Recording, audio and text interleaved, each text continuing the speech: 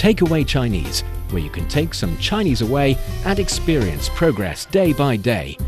Takeaway Chinese, we will promise you a difference.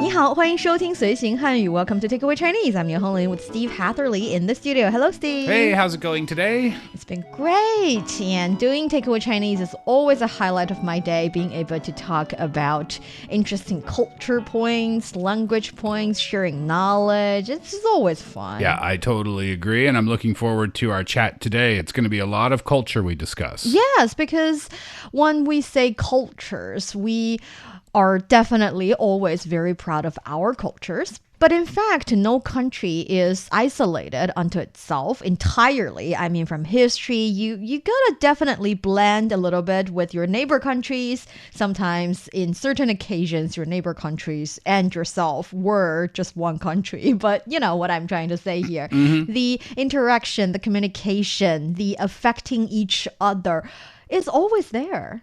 Yeah, and speaking of cultural exchanges, I watched a video not so long ago that was talking about the deep connections between the languages, actually not just the languages, but the cultures too, of different Asian countries like China, Cambodia, Malaysia, Vietnam, and many words across these languages share similar pronunciations and meanings, particularly, and this is fun, those related to food and trade like tea and tofu and silk.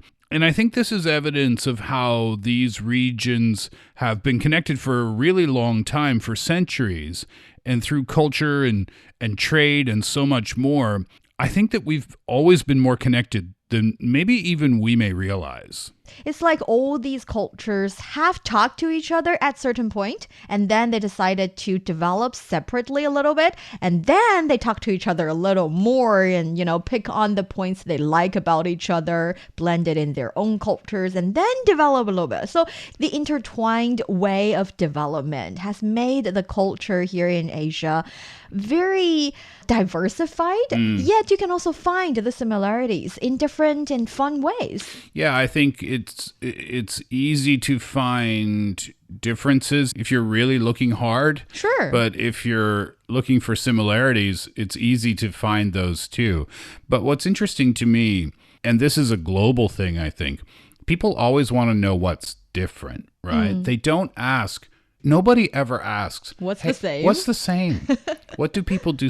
And I kind of think that sometimes we forget that when we're asking about different cultures, different countries' cultures, well, those countries are inhabited by human beings, right? So it couldn't be that different. It's not gonna be that different, yes, right? But the number one question people always ask, what's different? What's different? What's different? After moving to China, I've experienced that question a lot. And my answer is, of course, you can find little differences, but let's talk about the similarities. I'm always trying to promote the similarities because I feel like when we promote similarities, that helps to break down cultural barriers. Definitely. And in today's episode, we're actually going to discover the fun similarities, maybe some discrepancies, some differences among different cultures here in Asia. And it's going to be a feast of diversified cultures. Awesome. For those of you who are interested in Chinese culture, and in today's case, Asian culture, and you want to get a grip on the Chinese language, then this is the show for you. Stick with us for 30 minutes and you soon see the rewards. And for more fun Chinese learning, follow our Facebook page, Learn Chinese, to watch many fun videos and live streams. But now, let's provide you with some free Chinese for takeaway. So, Steve, I want to ask you this question because we're going to definitely teach some Chinese language, points and stuff. I wonder, what do you think is something that is commonly shared by Asian countries? Because you've been living in and visited more than one Asian countries. I would say one of the similarities that I noticed is that there's a respect for elders. Sure. Which I think comes from Confucianism, right? That's one of the biggest similarities that I can compare to Korea and China. Respect for elders is really important. And that shows itself, it manifests itself in the way that people speak to each other. For example, in Korean, there are different ways that you can talk to somebody. Panmal, which is a casual way, or chondaemal, which is a respectful way. Friends will speak the casual way with each other, right? But the words change. The word endings change when you're speaking to an older person. And then when you're speaking to a much, much, much, much, much older person, then you use a different way of speaking, which is the honorifics way.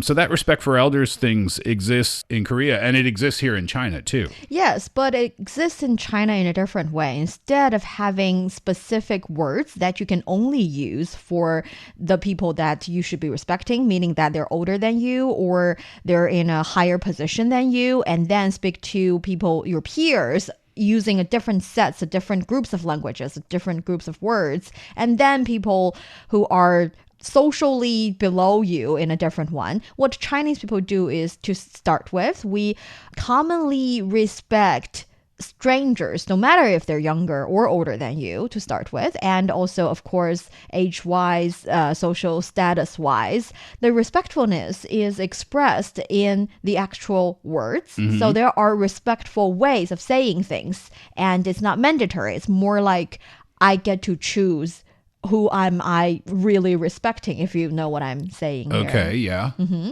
For instance, we use the word 您 a lot, mm-hmm. which is the respectful form of 你, you. Ah, see, okay, so there's a similarity there. Mm-hmm. Can you give me that one more time? 您. 您. 您好. 您好 instead of 你好. Exactly. And also 您先请. So you first. Okay. Uh-huh.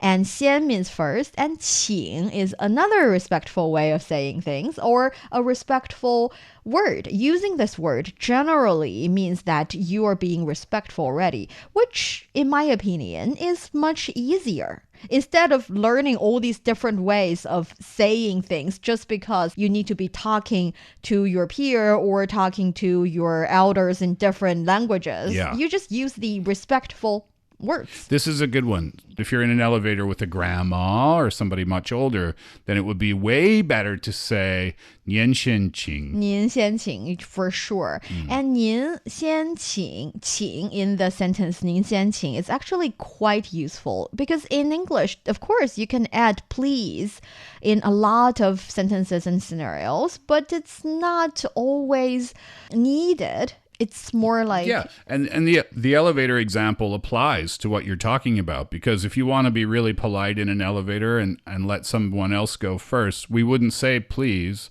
Well, you could say please just on its own, but you could also simply say after you. And that would be very polite as well. Yes, exactly. Yeah. Besides the elevator situation, if you want someone to hand you over something, you can say, please give me that.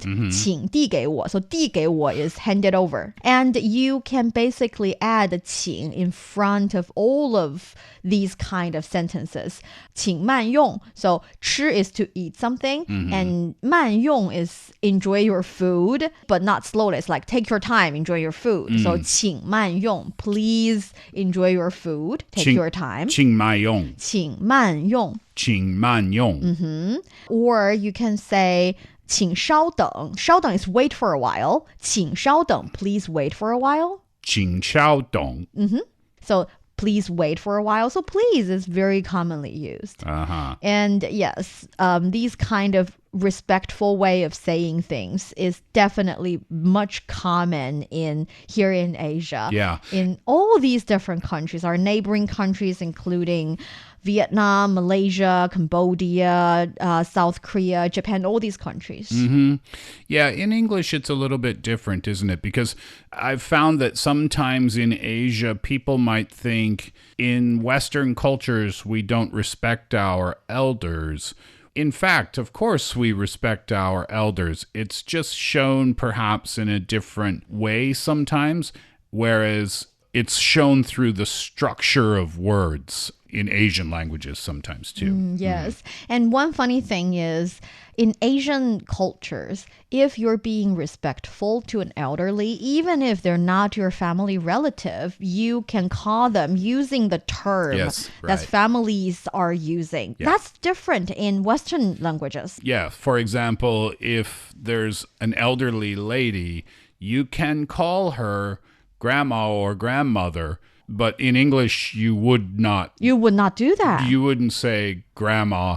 In fact, grandma is often used as an insult to a stranger, and it implies probably that their thinking is old or they're moving slowly or something along those lines. Quite the contrary here in Asia. In many Asian countries, addressing elders by their name is considered a little bit rude or defense. Yes, that too. However, we should note that if you're going to use the term grandma, let's see if this is true in China as well. How do you say grandmother in Chinese? In Chinese, grandmother is 奶奶. 奶奶. So if you want to use that word when talking to a stranger, make sure that person is of the age.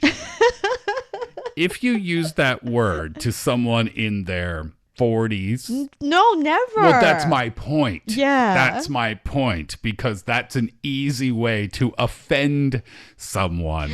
But you know what it is to start with? I'm not really sure if it's true, but I've been told by many people from the Western side of the world saying that you Asian people age really well. I cannot tell your age. That's the first thing. Yeah. And another thing is, it's easy for us because we can definitely differentiate. If someone is in their 60s, 70s, I won't even call them 奶奶. I will just address, 您好, just don't say anything. Yeah, just don't say anything. Yeah. Yet, there is an occasion. So now you know 奶奶 is grandma and 爷爷 is grandfather. And there's also 叔叔阿姨, another very common way. 叔叔阿姨. 叔叔 is uncle, 阿姨 is aunt. So these are also very easy because you can use it to address basically anybody. You don't have to worry about their age. You don't really. So even if the person is younger. Oh, no. I mean, still one generation older than you. But what I'm saying here is that even though 叔叔, technically speaking, when you're using it to address your family member, that is supposed to be your father's little brother. Not even your mother's little brother, by the way. And again, something specific here in Asian cultures. Yeah. That is, we are specific about relatives. Yes. If they're from the father's family or the mother's family, it's different. In Western culture, we know it's not. Yeah. Still, when you're addressing family members, it's supposed to be your father's little brother. And 阿姨 is supposed to be your mother's sister. But here, 阿姨 can be older sister or younger sister. What I'm saying here is, if we're addressing strangers, then 叔叔 is just a man approximately the age of your parents' generation. And 阿姨 would be a woman the same generation. So the generation of your parents.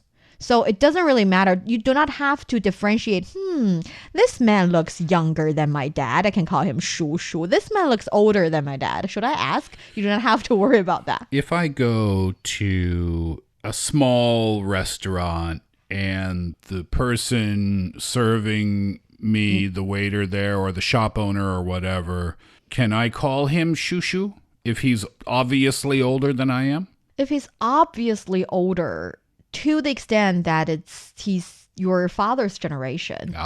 That's the important part, is Yes. It has to be a full generation ahead It of has you. to be a full generation. That's quite specific, isn't it? Yes, which is why when I enter my age, which is, 30-something, I call people older sister, older brother all the time, even if they look quite old. I still want to, Because you're betting on the safe side. Yes. Yeah, right. Yes.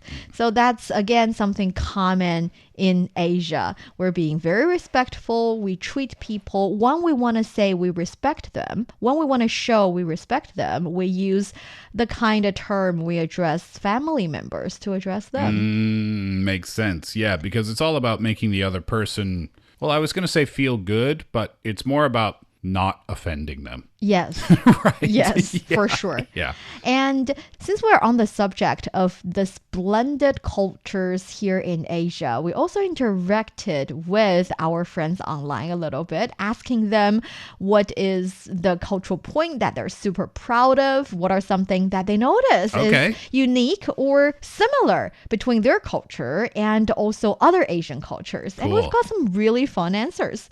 So the first question we asked was, what traditional foods or must-visit attractions in your country would you recommend? And we've received some fun answers, right? We have one from Asi Ramar from Indonesia that says, I would recommend Sagu Papeda from Papa of Indonesia. It's unique and it's delicious.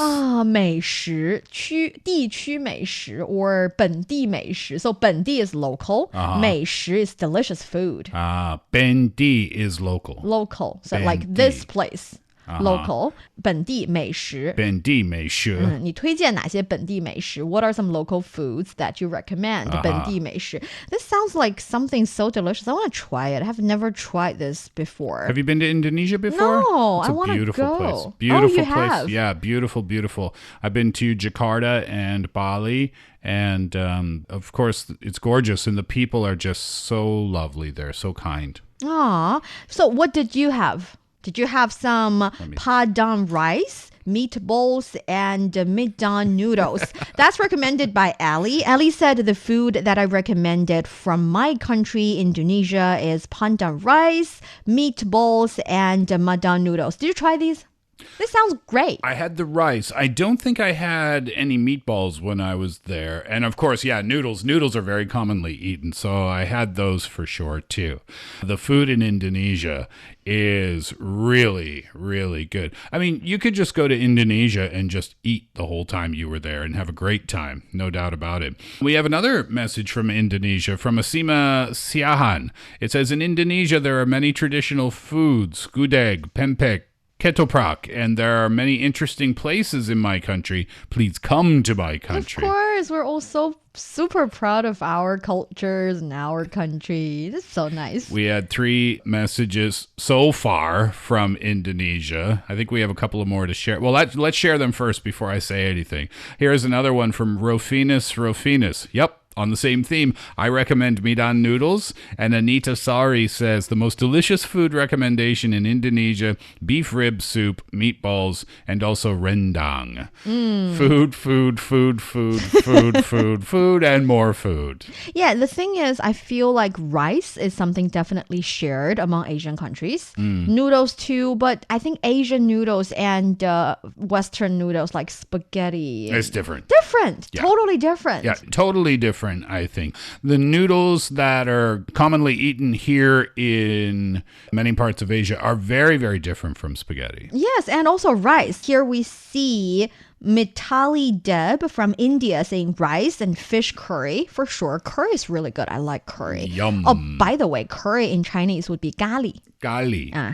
And also Alcina Soras from Timor saying in Timor, our traditional food is sidak and tukir. Hopefully I'm pronouncing it right.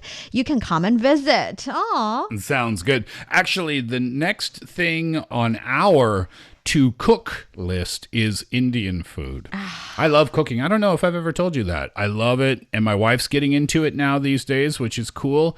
And we are on the hunt for some shops where we can find some Indian spices so we can try to cook some delicious curries at home. I love cooking, but I've never tried to cook Indian food before. Have you ever cooked Chinese food? I have tried a couple of different dishes at home, but I don't know if they would qualify as like Chinese dishes. Oh, it's fine. Well, what I mean is, for example, in a Chinese restaurant in Canada, you can get something called beef and broccoli, which is kind of like a stir-fry beef and broccoli thing with a sauce. I've tried to make that at home, but nothing overly complicated.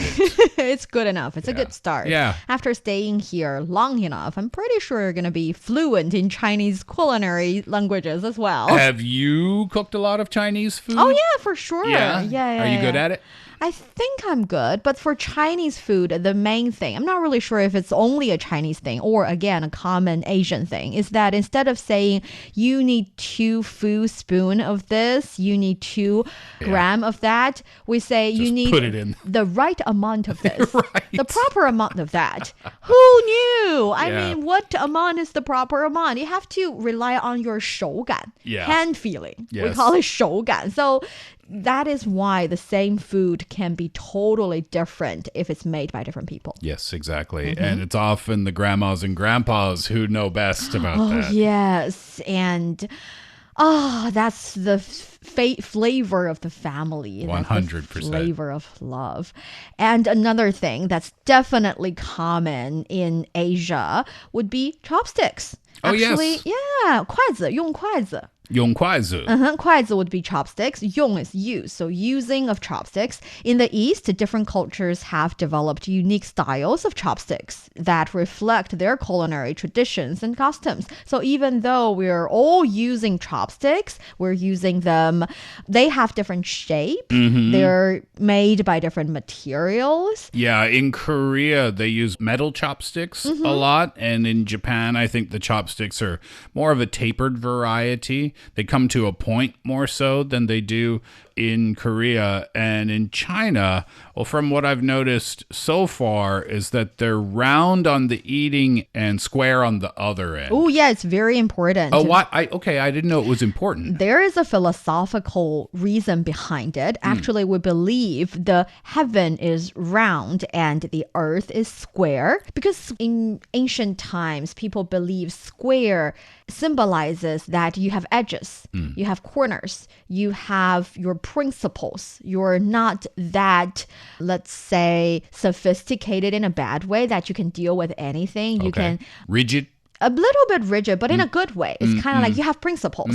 So the ground, which represents the human society, it is supposed to be with edges, with principles. Okay. Whereas the heaven is, to start with, round, and the heaven is representing the heavenly world, the God's world. It, to start with, should be bigger than the human world. It can encompass the human world. If you think about this round thing, like a lid covering the square ground. And also it is supposed to be very tolerant, very inclusive. It can accept everything. So how's that related to the shape of chopsticks? It's related to anything and everything. Chopstick is a very important part in people's lives. So when they design chopsticks, they want to make sure that one edge of the chopstick represents the heaven and the other edge represents the ground that is the humanly world. And that is still applied in some chopsticks these days. Not that rigidly applied, but it is good connotation. Yeah. And then the materials for chopsticks here in China, that you can find different materials for different kinds of chopsticks, Definitely. Right? Bamboo, wood. Metal too, right? Metal too, but not as common. And mostly for kids, so they do not break anything. Kids have wooden chopsticks too. Right. And actually, we've also involved a dear listener, Xuelin from Vietnam, to introduce a bit of her culture, her language learning journey, and her observation of the similarities and differences between Chinese culture and Vietnamese culture. Let's take a listen. Hello, xin chào. I'm Linh from Vietnam. I'm very happy because I have a chance to take part in the new episode of Takeaway Chinese, focusing on the diverse Asian culture. Today, I'd like to share a little bit about my culture with our listener. When traveling to Vietnam, I'd like you to visit our capital, Hanoi, located in the north of my country. Hanoi is famous for the ancient and traditional things, and you can enjoy real pork and rice noodles, which is called bún chả, as well as phở, when going there. Then, if you are interested in lying on the beaches, warm weather, as well as swimming, you can go to Da Nang, which is located in middle of central Vietnam. Da Nang is famous for wine noodles. Most importantly, Ho Chi Minh City, the largest city in my country, metropolis in the south of Vietnam. Ho Chi Minh City is famous for its diverse culinary cultures. When you go there, you can eat different kind of food. For example, bánh mì, Vietnamese bread, cơm tấm, broken rice. And if you enjoy the dynamic atmosphere as well as the hustle and bustle of the city, Ho Chi Minh City is a wise choice for you. Thanks so much for the message, Thank you. Xin Yao. That was great to hear from you. And I've not been to Hanoi before, but I have been to Ho Chi Minh City. And I remember when I was there, one of the most famous foods in Vietnam, internationally speaking, is the banh mi sandwich, right? And when I went to Ho Chi Minh, I thought, okay, This is the food I need to try first. So I went to one place and I tried it and I thought, okay, I mean, it was okay, but I don't get why the attention. Then I went to another place. Oh, okay, it was all right. And then I went to a third place. And apparently that place is like, even the locals know, that's the place to go if you want a really good banh mi. I bit into that sandwich and people think a sandwich is just a sandwich, right? Like whatever. I bit into that thing and I was transported into a different world. Oh my goodness. And in that moment, I knew this is why people say the banh mi is the best sandwich in the world, because it is, I think.